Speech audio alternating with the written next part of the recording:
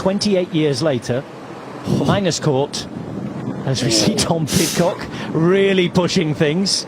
Magnus Cort and Jonas Vingegaard, but you cannot take your eyes off this bike race for 1 minute. There's something happening just about everywhere on the road.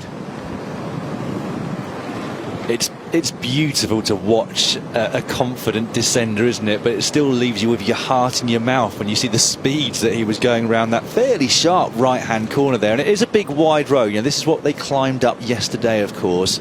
You can see the apex of the corners and the exit to most of them because it is wide and open. But nevertheless, the speed with which he's shut this gap, Rob, to the rides in front of him is mightily impressive. Sean, we're talking 35 seconds he's managed to eke out over the yellow jersey on the first, 3-4 kilometres of this descent?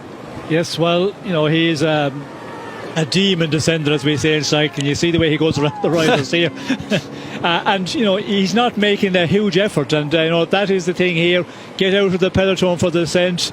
When you have that quality of descending, you can make up so much time without having to make too much an effort, and that is the important thing here. You know, he's going to gain a lot of ground on the descent, and we could see him getting very close to the front end of the race here before we get on to the next climb and the Col de Telegraph. But he is eating into the advantage of the guys that were out in front. He goes past Louvel, beyond Chris Froome, and moves up now and is the third group on the road.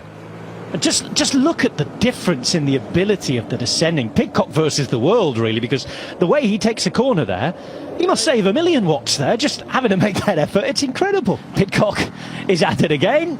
He's decided to move out from that group. And anything that Paulus can do, Pidcock can do, well, maybe better, certainly just as well. I mean, it's impressive to go down that quick, but it's what's to come. He's got quite a bit of valley road before he starts to go at the Telegraph, and just with two of them, if he can open up a big enough gap, great. But if not, they're just in no man's land. Oh, that was a close one next to that Pulcher. I'm not sure it is all about that at the moment, but as the gap continues to rise and as Jumbo-Visma seem content in allowing it to increase in terms of the time gap, that might start to come into the forefront of our minds. Adam, watching this, of course, you're marvelling at this descent. We all are. You know certainly a lot about me where I'm sitting. I'm just looking at Pidcock and the way he seems to see each corner, the way he knows the entry and exit. It's so much easier.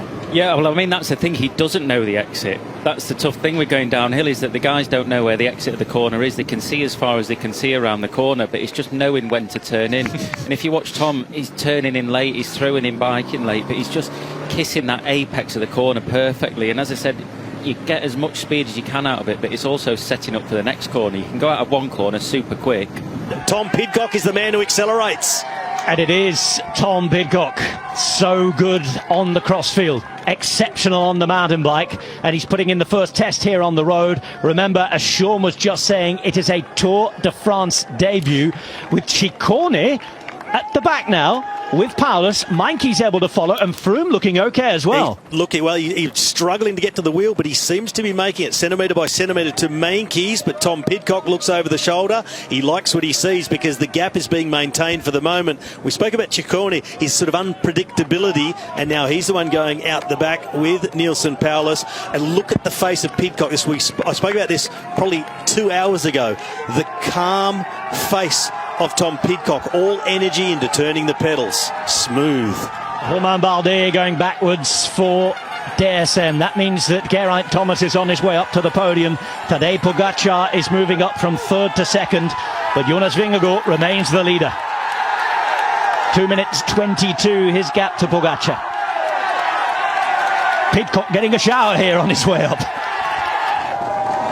Tremendous technique, wonderfully ridden on the defence. Away down the Galibier, Thomas Pidcock sees the finish line. A shake of the head, but he better believe it, because the Tour de France blasts off to Planet Pidcock on Alpe d'Huez.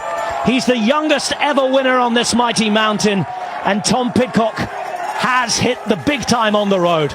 World champion on the crossfield, Olympic champion on the mountain bike. He is now a bona fide Tour de France stage hunter, and he has a win on his debut on the race.